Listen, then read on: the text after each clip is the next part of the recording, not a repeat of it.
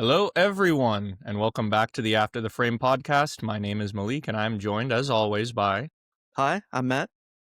And today we are tackling The Black Phone 2. What were your thoughts on this movie going into it?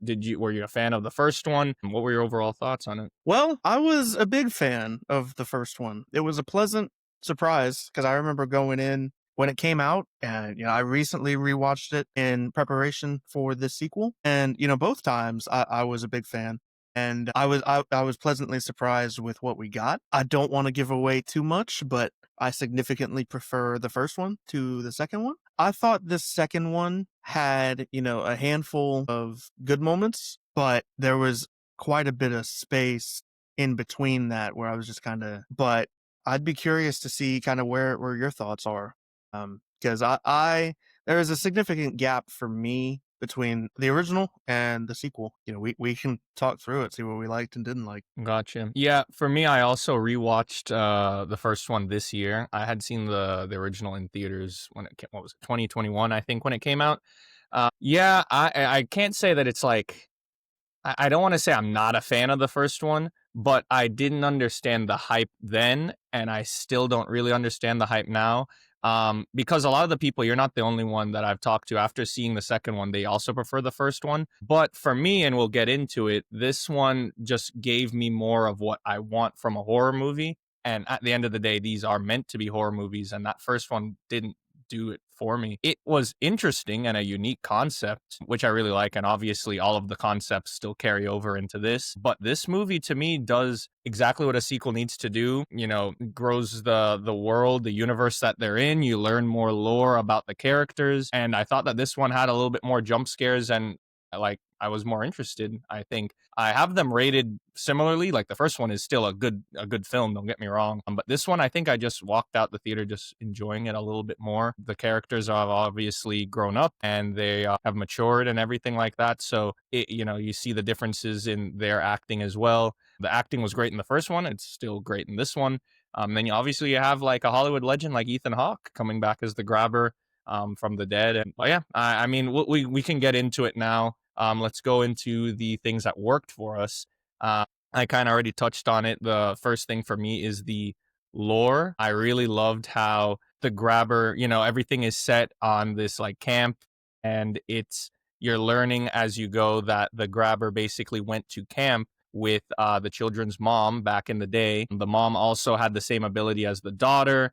You learn all of these things, and then they had like this cool scene where it's like the mom is getting a phone call from the daughter in the future, like on the black phone at the camp when she was younger, and then they're communicating in this way. Then we also find out the reveal that the grabber is actually the one that killed the mom because the mom was onto him from when he was like a little bit younger, starting to kidnap kids and kill them. And yeah, they went their whole life thinking that their mom killed themselves, and yeah, come to find out the grabber's just been this negative force in their lives from the beginning. Also, I enjoyed the characterization. I liked the relationship, not just between the brother and the sister, but they added the other. I'm forgetting everybody's names now, but the other character that was kind of the love interest of the daughter, as well as the camp counselors or the people that worked at the camp. I thought that they all played their parts well. And just the change of the setting was nice and refreshing instead of it just being in like the town there, in a camp where you could argue it's a little bit more scary. Like it's harder for them to, escape, and the roads were like snowed in and, stuff like that. And then my next big thing that I really enjoyed was the paranormal aspect of this, because as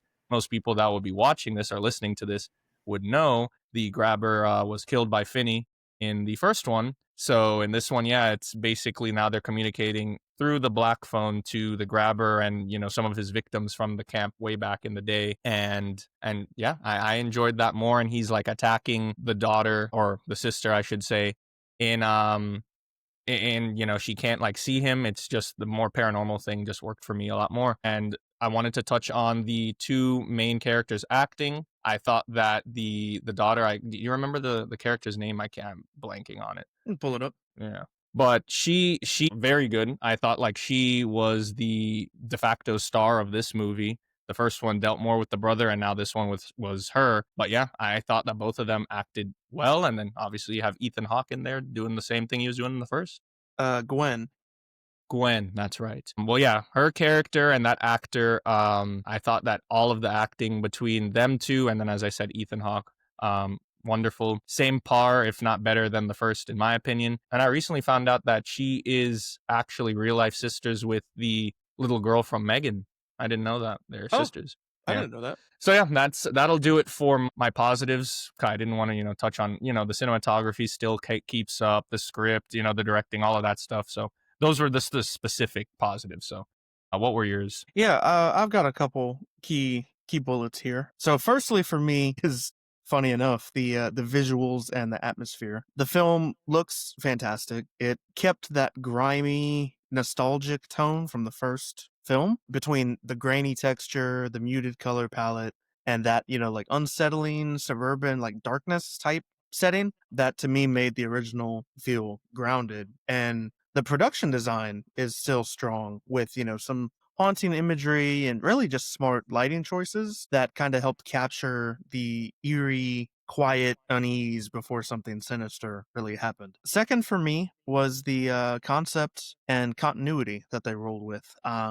On paper, I thought there were some really solid ideas here, between expanding on the mythology of the phone and the supernatural rules that were kind of surrounding it had some real potential. And I can respect and appreciate the ambition that the filmmakers, probably felt because they clearly wanted to explore new layers with this film instead of just repeating the first movie beat for beat. And then lastly, I just wanted to touch on, there were a few great moments in the film.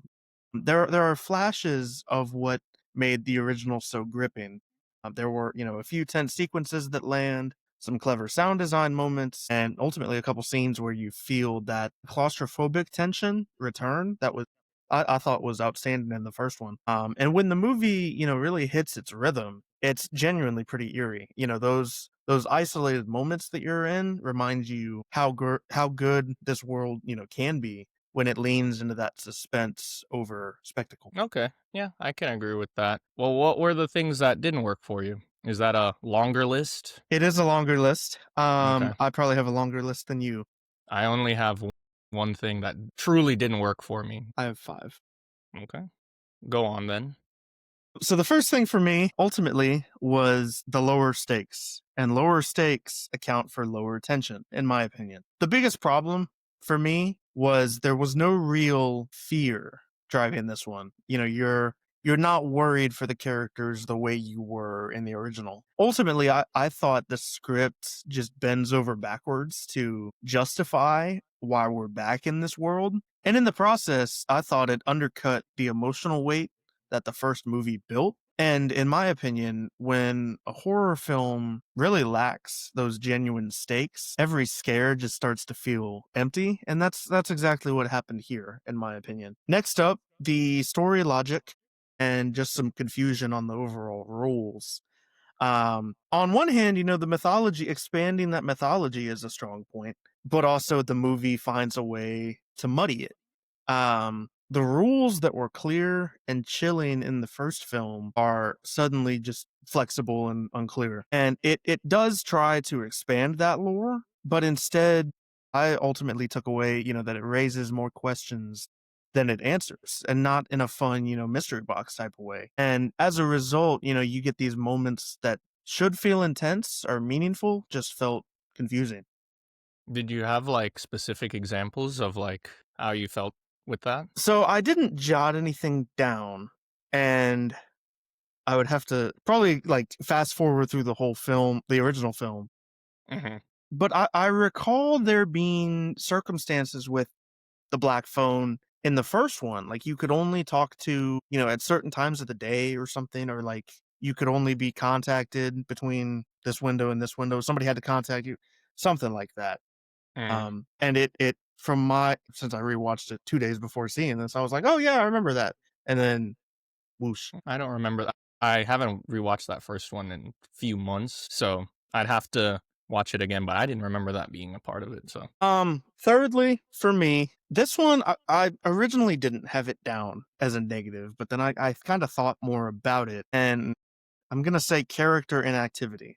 And what I mean by that is I thought there were too many characters just standing around. literally and figuratively. And there were situations where the writing doesn't give them enough to do. You don't feel any urgency or agency from anyone involved. And going back to how I think horror movies should be done, when your cast isn't moving the plot forward or facing any credible danger, everything just stalls. And I got quite a bit of that in this. In association with that, I wanted to touch on the pacing issues that I found with it. I thought that the film dragged on in its middle section. There's an uneven rhythm, in my opinion, between the scares, and there were just long stretches where nothing of substance really happened. You get a good mix of these good ideas, but as a audience member, I thought they were just spaced too far apart. There was this stop-start structure that killed the tension in my eyes every time you start to see something building, and it just knocks it back down. And my last one, you could probably debate whether it is a true negative or just my opinion, but just comparing it to the original. I thought, the first Black Phone had atmosphere, it had heart, it had that character driven terror. This one feels like it's chasing that magic, but never catching it. It does things original, and I can appreciate that. But there were parts where it is very clearly a sequel, and the story just depends too much on callbacks instead of finding new emotional ground for your characters to stand on. Now that being said, it's not a bad sequel. I just think it's just a less necessary one. And in my opinion, I could feel the drop off in really every department except the cinematography. Okay. Before I give my one true gripe, I guess you could say, could you run me through the bullet points that you said? Because let's just open up a discussion on some of the things that you were talking about here. So, what was the first one that you said was the Lower stakes and lower tension. So for me, with what you mentioned there, I can understand where you're coming from. But for me, from this movie, what I felt was that the stakes were maybe not higher, but I wouldn't have said that they were lower just because I think that you could argue more challenging for, the main characters to fight something that they can't see anymore. I think that that was the first one had to me, which is why I guess it's just like a me thing when it comes to horror movies. The grabber is just a man. He doesn't have any special abilities. He's just a guy that's just kidnapping kids. There's no real rhyme or reason to why he's doing it.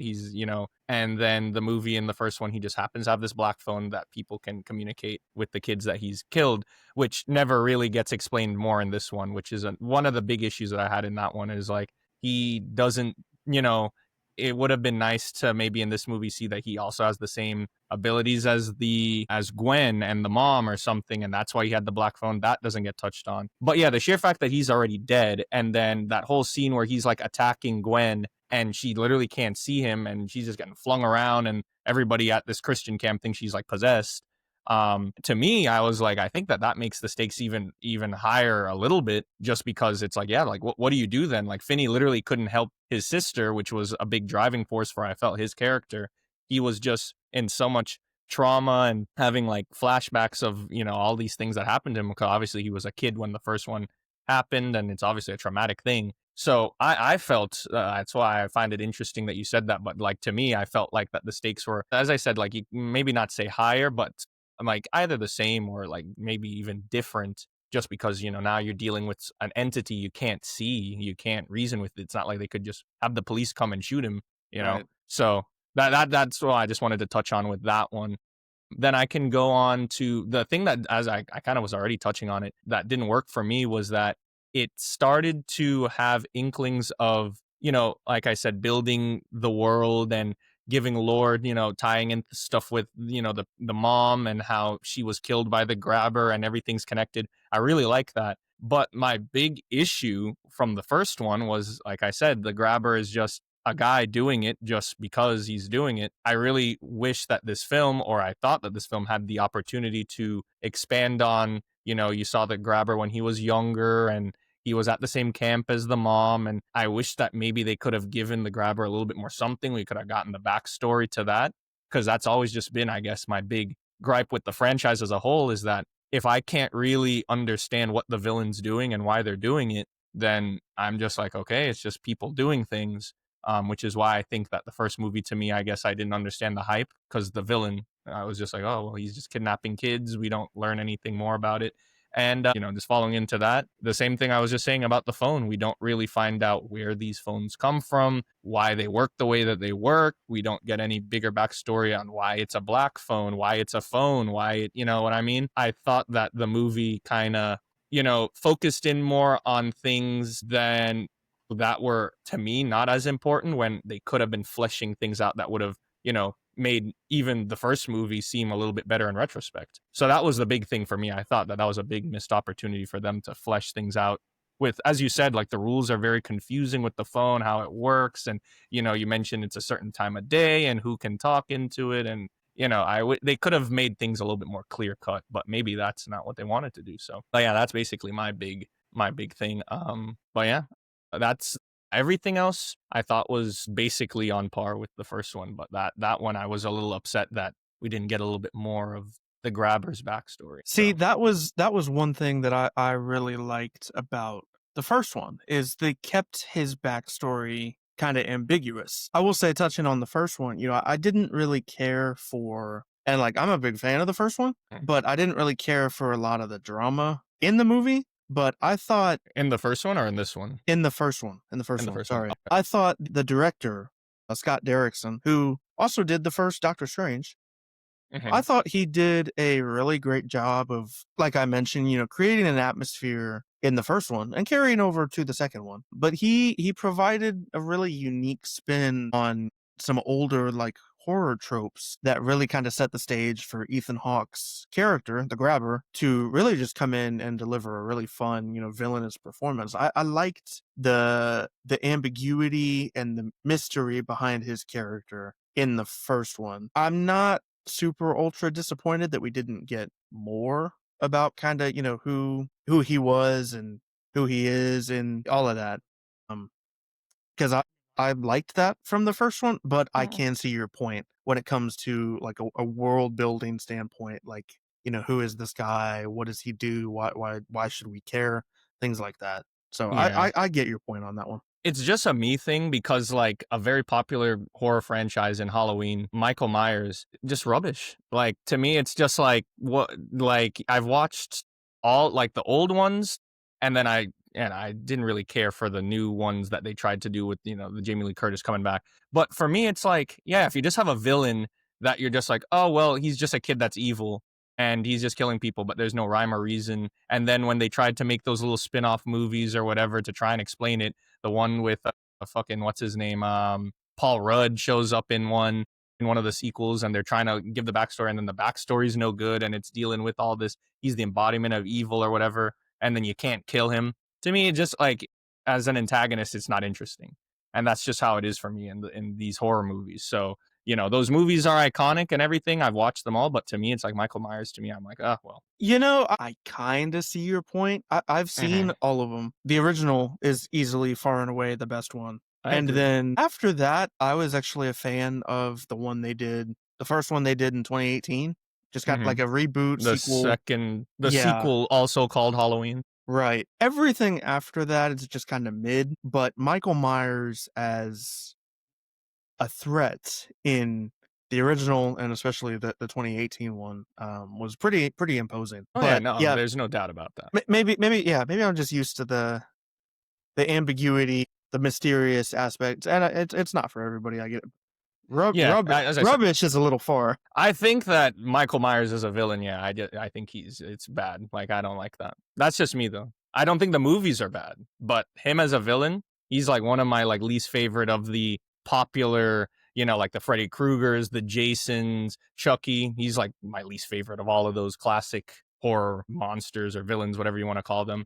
Okay, I just never really understood that whole thing, or never I don't want really to delve us too far off topic, but why? why what. Why comparing Mike Myers to those other ones is it just because he's a dude? Like he doesn't have anything He just special? yeah, it's just like as I said, like first of all, I'm not really too into him just not being able to be killed. Like look how many sequels he's had, and it's just all because like, oh, well, he's just not dead. Like, oh, we shot him a bunch of times. Oh, but he walked away. That to me, that's when the stakes where I'm like, okay, so then what's the point then? Like our heroes are never going to be able to triumph. Obviously, in the third one of the new ones, they finally said, "Oh, we're gonna like kill him." But the original ones from many like decades ago, Mhm. that was their whole thing. They would just make them keep on pumping them out, and it's just, oh well, it's just this thing. Michael Myers keeps on coming at you, and you can't really do anything about it. So I'm like, well then, me personally, I'm like, well then, why should I watch this movie? We just know that there's no hope for our characters to beat him, and no matter what, he just has the ridiculous plot armor.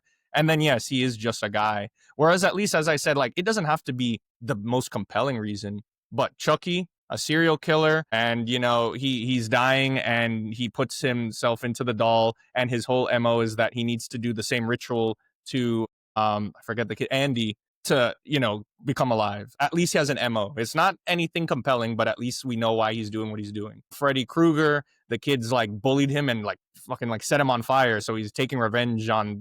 It's like Yeah. at least I'm seeing like the villain, they're doing wrong, but I'm like, at least I understand that they're doing things for a reason. Michael Myers, he never talks. That's his whole thing. He doesn't speak. He's just this big lurching character. And I'm like, ah.